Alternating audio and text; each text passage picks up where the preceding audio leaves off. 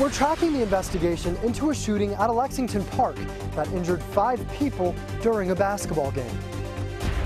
Much better looking day across central and eastern Kentucky. Humidity levels continue to be off the charts, of tracking more thunderstorms and a big weather change just ahead.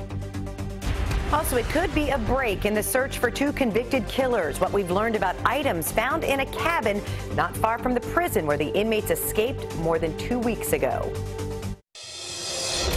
Tracking, alerting, protecting. This is WKYT News at 4. Good afternoon, I'm Jennifer Palumbo. For the most part, it's a dry day across the bluegrass. A few storms could pop up here and there, though. You're looking live at Triangle Park in downtown Lexington, where it's in the mid-80s and sunny right now. WKYT Chief Meteorologist Chris Bailey has a first look at the forecast. Chris? Yeah, much better, Jennifer. As we mentioned, we're coming off of a soaking of a weekend across much of central and eastern Kentucky. The remnants of our tropical storm bill. It was actually a depression right over top of us Saturday afternoon, putting down a whole lot of water. And that water in the ground is actually helping to keep the temperatures down just a little bit. Look how green everything is again after the soaking rains of the past few weeks. It's 85 right now in Lexington, but the humidity is way up there, 65%. So even though it's only 85, you throw the humidity into the mix, it feels like it is 91 degrees here into Lexington. And with the wet ground, with the green vegetation, that's keeping temperatures down as well. A lot of mid and upper 80s this afternoon, but the humidity, you've heard me say it's not going to be the heat as much as it is the humidity. You throw that into the mix, your body's going to tell you the temperature is something else outside. Feels like 92 Richmond. How about a 94-degree heat index showing up into downtown Danville? Live first alert defenders, some showers, thunderstorms popping across southeastern Kentucky a little bit earlier. Most of that stuff is now beginning to go by the wayside, though to our north, some showers and thunderstorms continue to flare up here. A lot of that is going to miss Kentucky to our north, but it's a sign of things to come. I've got more thunderstorms ahead, and Jennifer, when I come back in a few minutes, it's a 7-day forecast you haven't seen a whole lot of since back in early June. It's a big pattern change. We'll break it down in greater detail in 15 minutes. We're learning more this afternoon about a shooting at a Lexington park that sent 5 people to the hospital. Police say a woman and 4 men were shot last night at Douglas Park. It happened while a large crowd had gathered to watch a popular basketball tournament known as the Dirt Bowl. WKYT's Mark Barber tracked down the son of the man who started the annual event. It's our top story at 4. The son of the man who started the Dirt Bowl basketball tournament back in the 1960s says if his father knew that 5 people were shot during a basketball game here, he would roll over in his grave. Police are still collecting evidence from the basketball court that is now littered with plastic cups and crime tape. Police say 1 woman and 4 men were shot here during a basketball game around 9:15 last night. Investigators tell us they don't think the 5 shooting victims were playing in the Dirt Bowl basketball tournament. We've learned from police that one of the men who was shot is nearly 60 years old, and several others are in their 20s or 30s. Officers say 1 man was shot in the neck. He is still in critical condition at UK Hospital. According to witnesses, the shooting led to panic as everyone in the crowd, including children, ran for cover. Michael Haskins, the former president of the Georgetown Street Neighborhood Association, lives 2 doors down from the park where he helped put in the new basketball courts. His son was at the game. It was Father's Day. Everybody was having a nice time till this senseless violence started. We think about our kids, we can't let our kids go up in the park and play. And that shouldn't happen in America. Police say they're still trying to figure out if the people who were shot were targeted or if the shooting was random.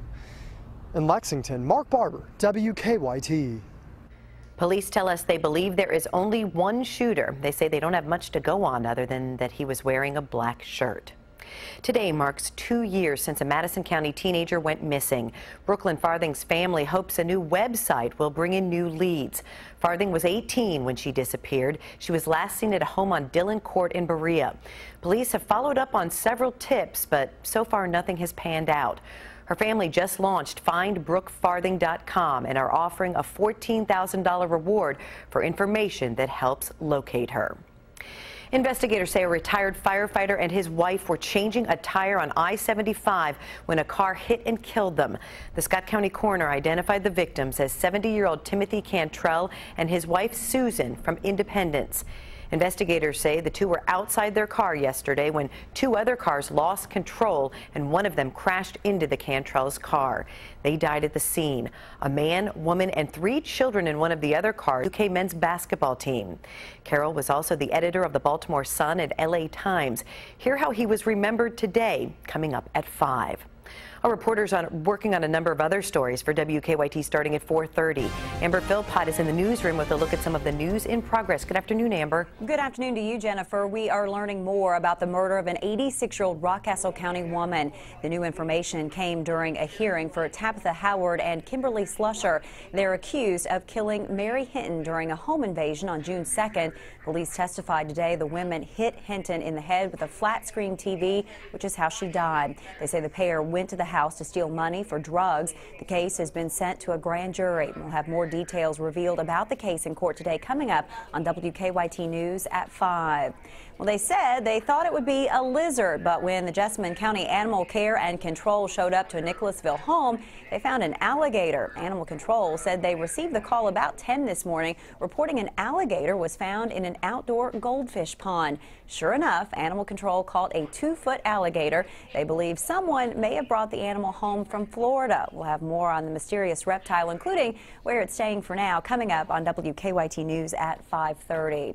And it is a project that will help with traffic in central Kentucky. The governor joined both state and local leaders at the Jessamine County Chamber of Commerce to discuss a new bypass project to announce that construction will begin this fall. The project will be done in 3 phases. It is a project that leaders say has been on hold for several years, primarily due to funding, but now they have the green light to move forward. We'll have more details on the project ahead for you on WKYT News at 4:30. That is a look at some of the news in progress. Jennifer, back to you. Thanks, Amber. Now to stories making headlines across the nation at 4. A new lead in the search for 2 escaped killers on the run in New York for more than 2 weeks. DNA evidence links the men to a burglarized cabin in northern New York. Brian Webb has the new information. Police set up roadblocks near Owl's Head, New York, about 25 miles from the Clinton Correctional Facility, searching cars for escaped killers David Sweat and Richard Matt.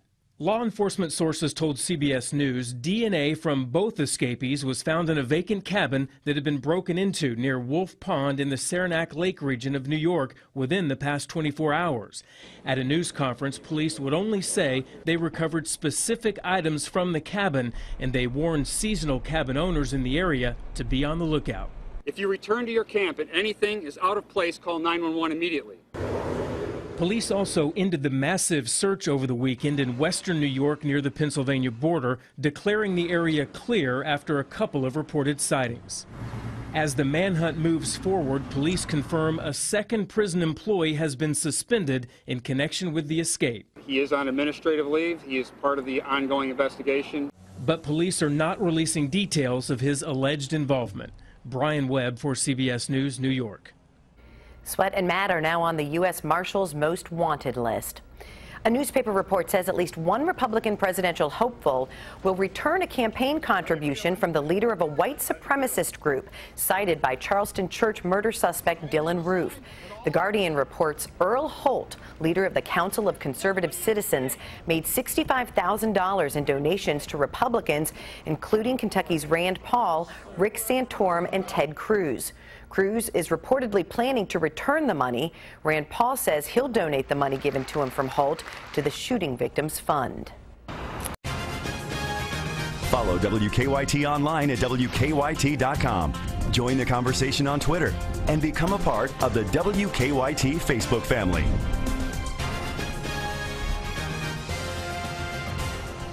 Wall Street is off to a good start this week. The Dow jumped 104 points to close at 18,120. The Nasdaq added 37 and the S&P 13. Martha Stewart's company is being bought out, but the style guru will stay on in a key role. Sequential Brands Group announced today that it will buy outstanding shares of Martha Stewart Living Omnimedia for $6.15 each. The Wall Street Journal reports the deal is worth an estimated $353 million.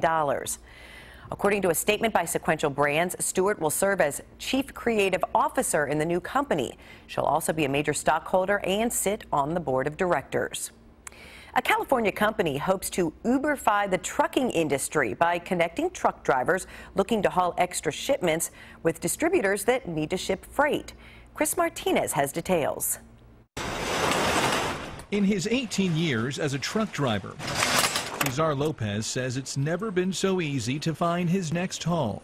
It has changed the way I'm doing business. That's because of a new app called Cargomatic. What's that noise I just heard? Was that more jobs? More jobs coming in. It's being called Uber for the shipping industry, instantly connecting shippers with drivers looking to pick up extra loads. If you have the right equipment, you have plenty of room, and the rate is okay, boom, you click on it. And I'm ready to hit the road. Simple as 1, 2, 3. It's equally easy for sellers who need to move products fast. Shipment requests are updated instantly on the app. And the truck would be here in less than 15 minutes. Cargomatic is one of a number of emerging companies using GPS technology to make faster connections between shippers and drivers. Jonathan Kessler and Brett Parker are the co-founders. A lot of these drivers, these are mom and pop small companies that are trying to, get ahead. They can fill up their trucks more. It has allowed me to hire another full-time driver. Cesar says by using Cargomatic, he's driven his business up 35%. Chris Martinez, CBS News, Los Angeles. More than 700 drivers and more than 400 businesses already use Cargomatic. Right now, the company only operates in Los Angeles and New York, but plans to expand within the next year. Ride service company Uber is banning guns for drivers and passengers. If anyone breaks the rules, you could be banned from using Uber. The company says it changed the policy on June 10th after looking at existing policies and customer feedback. It also came after 2 incidents where Uber drivers fired guns. Uber has also promised to strengthen background checks on drivers after reports of assaults and even kidnappings. Camps are a popular way to keep children busy in the summer. Summer camp, always fun, right? Deanne Stevens out and about today, joining us from the Living Arts and Science Center camp. Hi there, Deanne. Hey, good afternoon, guys. All kinds of activities happening here at the Living Arts and Science Center. Getting those little hands busy and keeping them busy is key. Andrea Uten is with us. And Andrea, you guys have all kinds of things going on here. What do we have happening? Right now we have a sand casting class going on, a felt making class going on. We also have a floral prints class going on. And then right behind me here, we've got a painting class going on. And we'd love to take you all in and let's check it out, because we've got little ones in here. We don't want to interrupt them too much, but you said you all make it fun for the kiddos, and you really show the importance of art in their lives right now. Absolutely. I think you'll see as you're witnessing here, kids really enjoy getting their hands dirty and having some fun painting some different objects that are found in nature, and that's one of the things that we really love to do is show kids how that they can take objects that they'll find anywhere and create their own art, and it's a wonderful way for students to really get to showcase their creativity and really get their hands dirty. Looks like we've got some dirty hands here. We've turned blue over here. What are you painting? I'm painting a person. A person? Is that a person that's made out of a pine cone? Yeah. And is that a UK blue person? Yeah. Are you painting yourself too? Mm-hmm. Always part of the fun. How do parents and folks get more info? You can visit our website at www.lasclex.org, or you can feel free to call the center or stop by and visit us. And I can imagine throughout the summer the classes change. Absolutely. We have a wide variety of classes. We offer over 300 classes each year, so definitely check it out. And we offer partial and full day classes, so if you have somebody that's interested in just coming for part of the day, we'll be happy to take that. All right, I think I'm going to get to work with a paintbrush. I might go for blue too. You think my hands will look pretty blue like yours? Yeah. Yeah, she says. I'm Deanne Stevens, out and about at the Living Arts and Science Center. Back to you guys. It's time for Better Living, health, education, and consumer news that impacts your life. Canadian researchers are looking at severe allergic reactions in children, and they found quick treatment with epinephrine after the initial reaction could help minimize the worst symptoms. They're also working on predictors to help hospitals pinpoint which children are at risk of dangerous delayed symptoms and which ones can go home right after an episode. A new study suggests youngsters with the best thinking and memory skills are better liars than other children. Researchers in Britain say those children can keep track of a lot of information, allowing them to cover up lies. Changes coming to Twitter. Would the service be easier to use if there was a dedicated page where you could find out more about stuff, such as a products page dedicated to tweets and reviews, even a buy button related to that specific product? Twitter is reportedly working on the addition.